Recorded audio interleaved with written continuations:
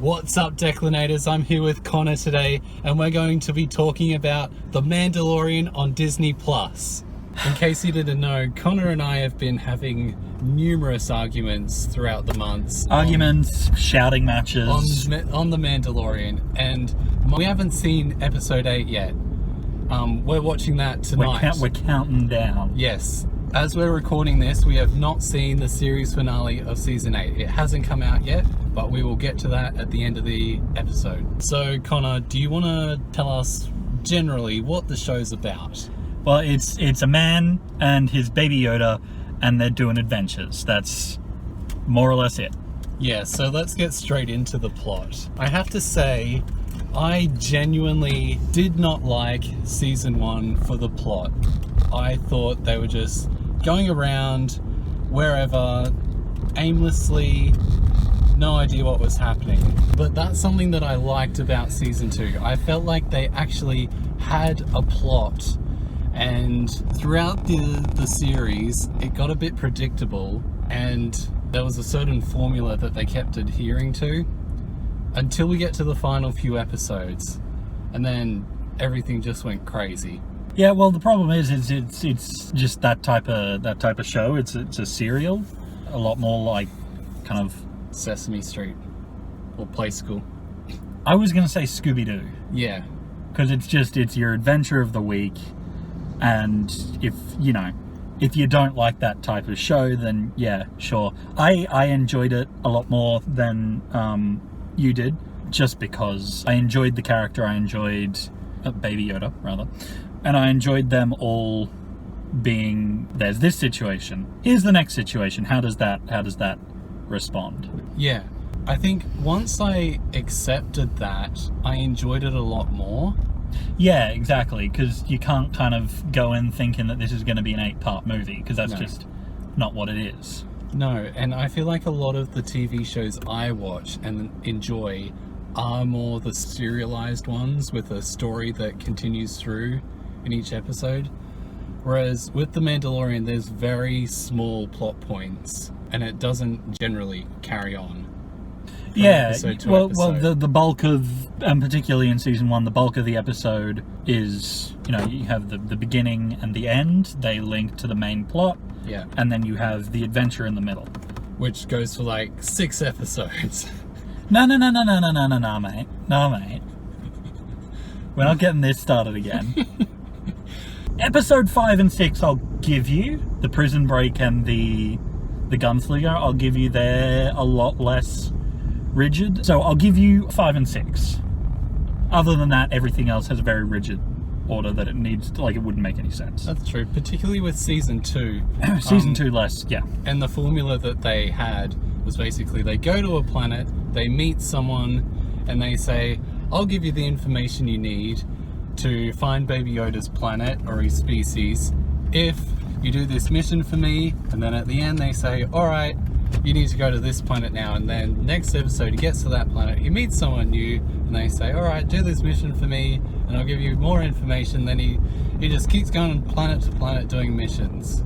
Yeah, you're not wrong. I don't think that bothered me as much as it was, just because the missions in and of themselves were, they were fun. Except for the one with the frog lady. That one was a bit dull. Yeah, see, that's the thing that, I don't know if it was on purpose, but with Season 2, Episode 1 was the best episode so far. It was really long. Yeah, it was. And then but with Episode 2 through to Episode 7, I feel like they arranged the episodes in order of excitement, and it keeps getting more exciting as the series goes on. Like with Episode 2, I thought, this is just kind of filler, it was kind of boring. Episode 3, less so, but it was a bit more exciting. Episode 4 was more exciting. Episode 5 was more exciting. Episode 6 and Episode 7 were more exciting than the previous. Well, that's just your basic kind of narrative structure. You've got your introduction, you build to a point, and then you have your resolution. Exactly. I think we can agree that overall the plot was cool, a bit predictable, but the thing they did best was arranging the episodes in order of excitement and wanting you to keep coming back. I think really clever of them. definitely.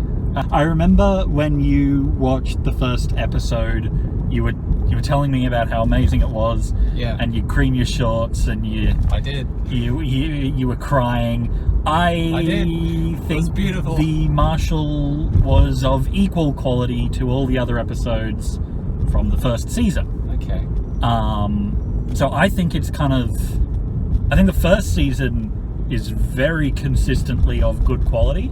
Yeah. And I think the second season has fluctuated between that kind of baseline being good and, a bit above it, a bit below it. Because, that second episode, that was a bit rough. Yeah, Baby Yoda eating those eggs, that was funny, but, like, he knew what he was doing is wrong. He's looking over his shoulder. They kept coming back to it, too, in the it was other good. episodes. They have a pop figure of that. Really? Yeah, it's really dark. Well, let's get into characters then. Yeah, right. All two of the characters. Yep. I like Mando. I like Mando too. I was just telling Connor before, we've just gone and got some lunch together. After season 2, Mando is one of my top 3 Star Wars characters, I would say. Up there with Vader and Kylo Ren. I would say they really humanized him, particularly in season 2. He's definitely had a lot more of an arc. He's kind of realized, or had it pointed out to him, that the creed he was brought up on isn't the one and only Mandalorian creed. So him meeting Bo-Katan definitely shook him. And then obviously now that our little mate Grogu has been taken away from him, he's realized that he's willing to take his helmet off, take his armor off to get him back. Right. So he's certainly grown a lot more. And that's something that I really found in season 2, that he's a lot more of a father to Baby Yoda. And that's something I really responded to as well. And being a father yourself. Yes. I don't think you often see that in film or TV either. A father that's actually there and cares for their child. Like normally in film and TV, they'll either be always away at work or dead. Or just be generally incompetent. Because that's Will Ferrell's archetype right there, is incompetent dad. This is one of the very few dads that are single competent dad. Yeah. He's wiping out Baby Yoda's blue vomit. He's making sure he's not eating too many of the spider eggs. Right, and I think that's something that I really like about Mando. And he can be really kind and nurturing, but he can also be really scary and fearsome. Yeah. It's and knows how to use a blaster and can do all the crazy stuff. And a spear, stuff. apparently. Ooh. What a nice bike. What a nice lady. What a nice hat. What a nice... Actually, I won't say. Yeah, right. Baby Yoda, he just continues to be Baby Yoda. He's the single greatest thing about the show. And I'll fight anybody who says otherwise. Him doing his little woo as they're doing donuts in the air, fighting TIE fighters. Huh. Yeah. He's just having a grand old time. He doesn't care what's going on. He's beating the shit out of stormtroopers. He's just having a blast. He's living his best life. And I love it. Yep, and he's got so many toys, and he's got his little ball. Why wouldn't you get a Baby Yoda toy? He's adorable. One of the other things that definitely adds to Baby Yoda is the fact that he's a puppet. Yes. Because there's some shots that was CG, and it seemed weird. It just seemed off. Yeah. So I think they definitely benefited from going the extra mile, particularly with everything. Really, they've. Yeah, so that's one of the other really great things about the show too. The creators behind the show, Dave Filoni and Jon Favreau, I think they really understand Star Wars. Yeah, I think they do a good job with using the puppets and having actual people in suits instead of CGI characters. Also the sets and using that screen room. Oh yeah, that's good. For basically all the scenes, all the sets, and the design of the show is really cool, and even all the new planets as well.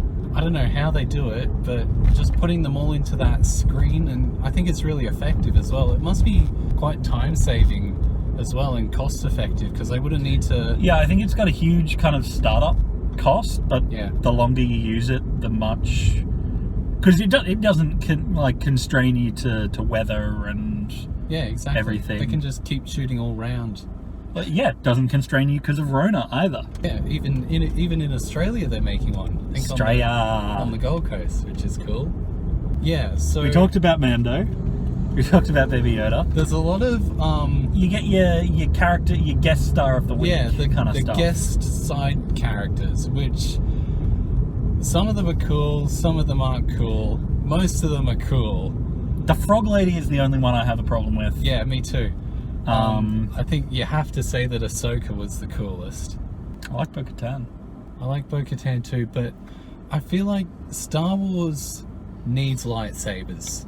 Sure. And having Ahsoka show up with her lightsabers just cemented that this was Star Wars for me. And that's something that I didn't like about Season 1. There was no lightsabers.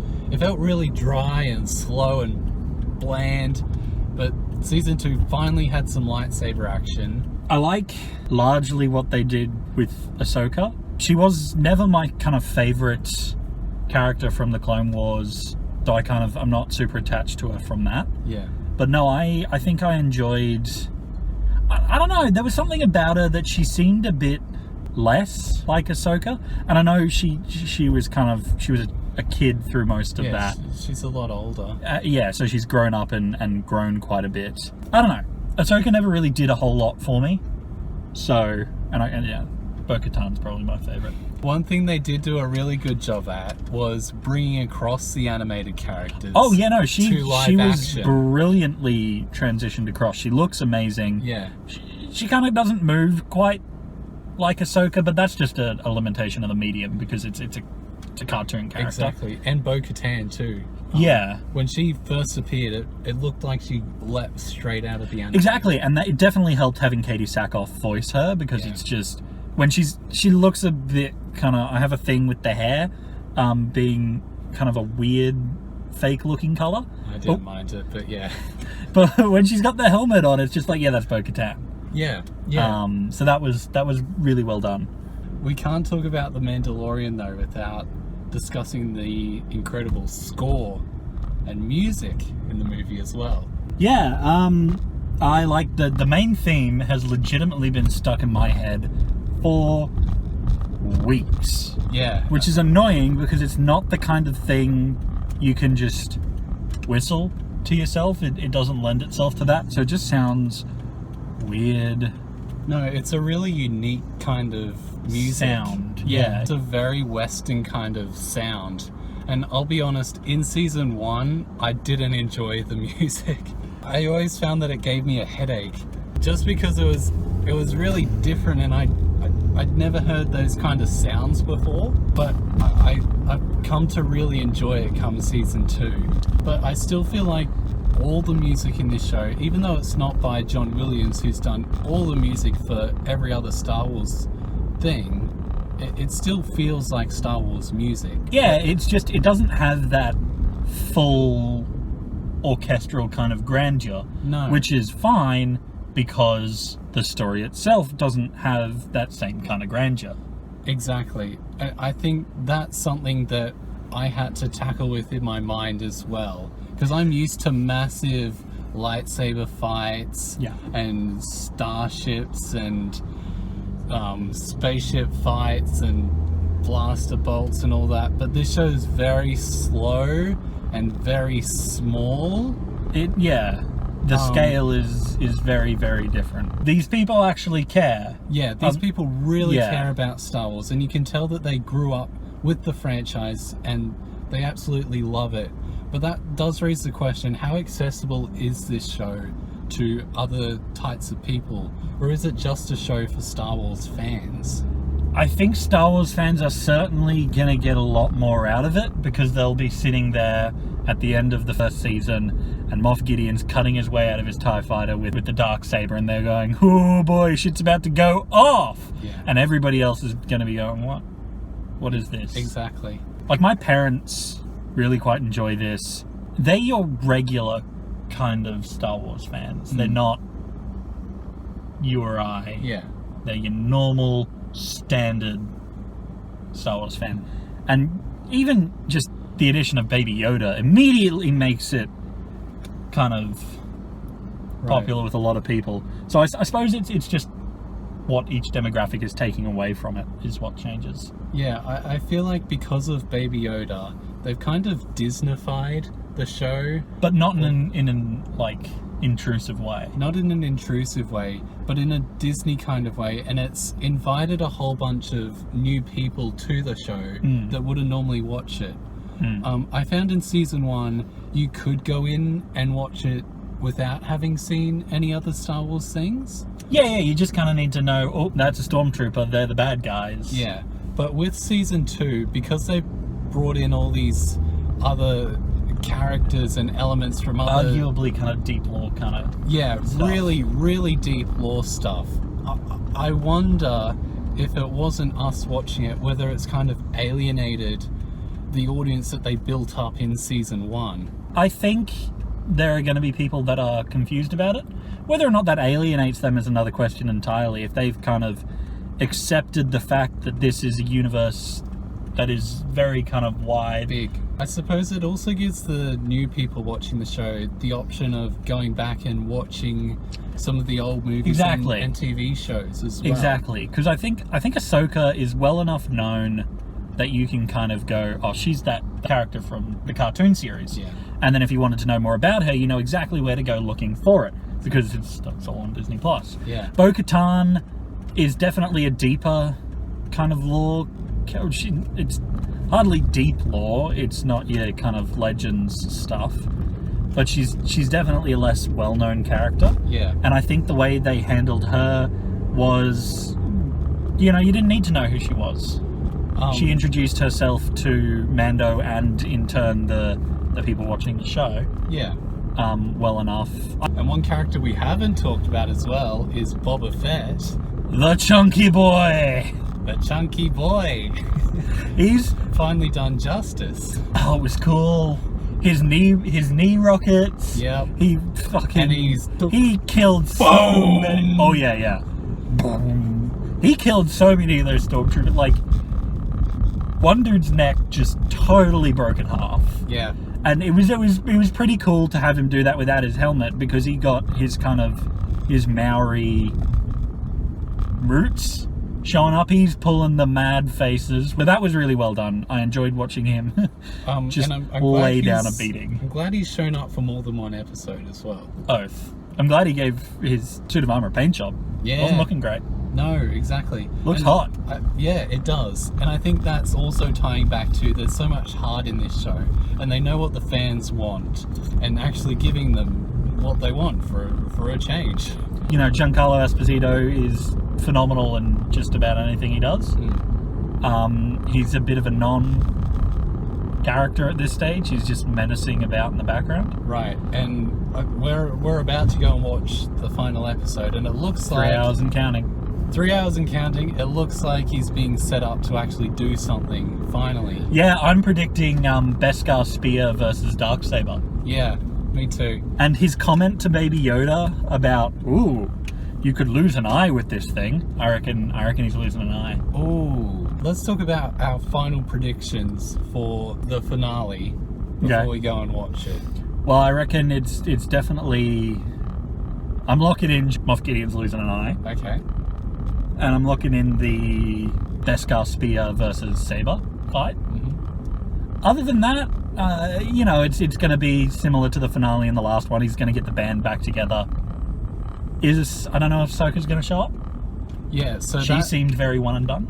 No, that was actually going to be my prediction. I reckon all the first 5 episodes, they introduced these one-off side characters, and they kind of did nothing with them. But with this season, they brought back characters from season 1 that I thought were one and done. I reckon he's going to go and get that guy from Tatooine, the sheriff. He's going to get Ahsoka. He's going to get Bo-Katan. He's going to get everyone together, and they're all going to team up and fight. Frog Lady comes in, goes Super Saiyan, and just annihilates the entire with her little. They're going to eat Baby Yoda. Little frog kids. Cara Dune, I reckon, is going to be there. Carl Weathers. I don't think so.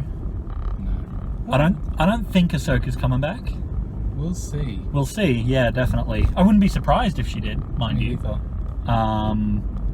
Frog Lady obviously coming back. The god that she is. Dave Filoni's X-wing pilot. That one fat X-wing pilot that keeps showing up.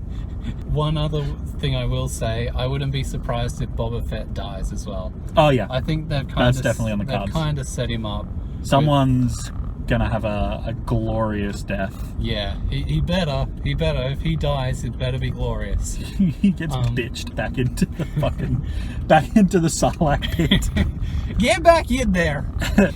Yeah, I wouldn't be surprised if that happens. Just because Mando's lost his ship now, and he can't go around the galaxy. Oh, with no Mando ship. inheriting Slave One. Yeah, that's what I think will happen. Oh, that'd be cool. He'll be like, "Oh, before I die, Mando, you can have my ship." Ah! And then Which means if he gets Slave One, it means more later.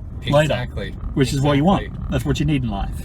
All right. Well, we're just about home now. We're pulling into the driveway now. Thank you for listening with us. We'll be back in just a second, or A second in your time. A second in your time will be 2.5 hours for us, and we'll give you our very brief thoughts on the finale. Hello, everyone. Hi. We just finished. We'll fix the brightness in post, but we're in shock. Yeah. We're in absolute shock. Things happens. Not things we were expecting. No. I would say still good things though. I enjoyed it for what it was. Yeah. I don't think there's anything I can complain about apart from one thing. Yeah, this is like heavy spoiler territory considering this Yeah. was shot, what, literally minutes after it finished? Yeah. Let's go straight for it. Let's We've go told straight them that for it's it. shocking. Yeah. We're going for it. Okay, that's a non-spoiler. It's shocking. Now here's Very spoilers. shocking. The one thing I can complain about, Luke Skywalker's face. Yeah. And I think Connor can finally agree with me about something bad about the Mandalorian. Yeah. Face changing technology is impressive. Particularly in the Marvel movies. I don't know. You don't know? He looked a bit plump. Mark Hamill. Yeah. He Oh yeah, did. so to put in perspective, we're talking about the fact that they used Mark Hamill to play Luke Skywalker Yeah. at the end of this. Which is a controversial decision. There's been a lot of people wanting Sebastian Stan to play him, but Which would have been interesting. I reckon they But probably I'm- could have gotten away with like a combination of both. yeah, I'm glad they went with Mark Hamill though. And we also got some very sick action scenes. Yeah, the entire last fight would have been insane if it was from Luke's point of view. It would have. Because, oh boy, Yep. our boy Lukey Poo still got his skills. But we were also just sitting there like, wait, Is that Luke? Is that Is it Ezra? who is that? Is that Luke's lightsaber? That is his lightsaber. He's got one glove on. is that? And then we were like, oh, hold on, let him take off his hood or whatever. And then he did, and we were like, oh, Hang on a minute, that's weird. Put that back on. Because the kind of comparison for Star Wars face stuff they've done is the weird Leia and Luke thing, which wasn't too bad considering it was really, really dark. Yeah, and There was- also Rogue One. Well, yeah, he looked chunky. His jaw looked wrong, and I think that's just a byproduct of Mark Hamill being old. Right. I don't know how motion capture works. Probably wrong. Me either. What else did you enjoy? It was a bit of a nothing finale. Yeah, it was. It also raised a lot of questions. Well, definitely with regards to the future of the show. Yeah, like Baby Yoda, sure, he's gonna come back, for sure. Well, He's not gonna stay out of it. that's the question. If they're continuing The Mandalorian, then yeah, I reckon Grogu's going to come back. Yeah. But if, like you said, they're transitioning to placing a focus on Boba Fett, then then I don't think Grogu's coming back. Or even on Bo-Katan as well. We were joking, like, as soon as the show ends, we're like, this show isn't about Mando anymore. It's going to be about a whole bunch of Mandalorians. It shouldn't be called The Mandalorian anymore. It should be called The Mandalorians. Or Keeping Up with the Mandalorians. Because, yeah, so there's that post-credit stinger where Fennec Shand and Boba Fett completely obliterate a real hefty-looking Bib Fortuna, and it ends with the Book of Boba Fett coming out December 2021, which is the release date that we thought was going to be for Mando Season 3.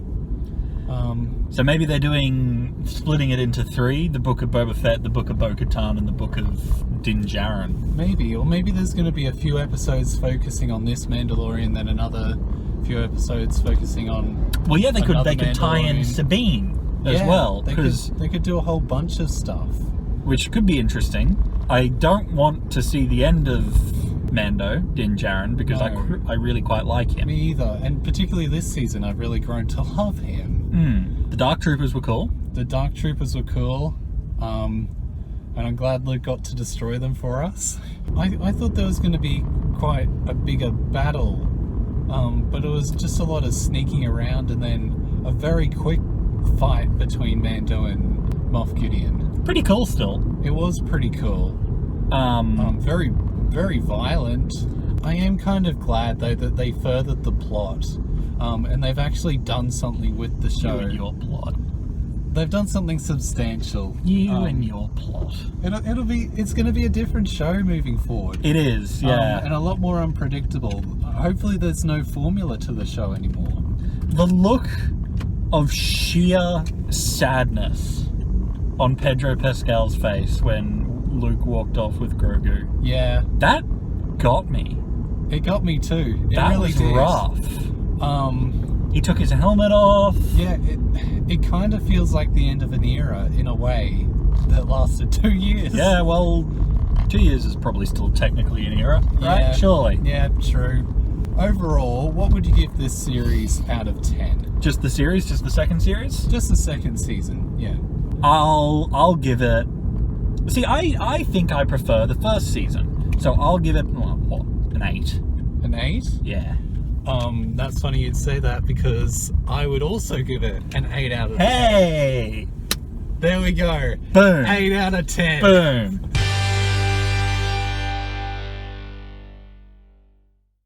Yeah. Well done. I'm happy. I'm happy too. This is good. It'll be interesting to see where they go. Yeah. Thank you for riding with us. Hope you had a good time listening to us ramble about The Mandalorian Season 1 and 2. Hope you had a nice ride with us, and we'll see you next time. Bye. Bye.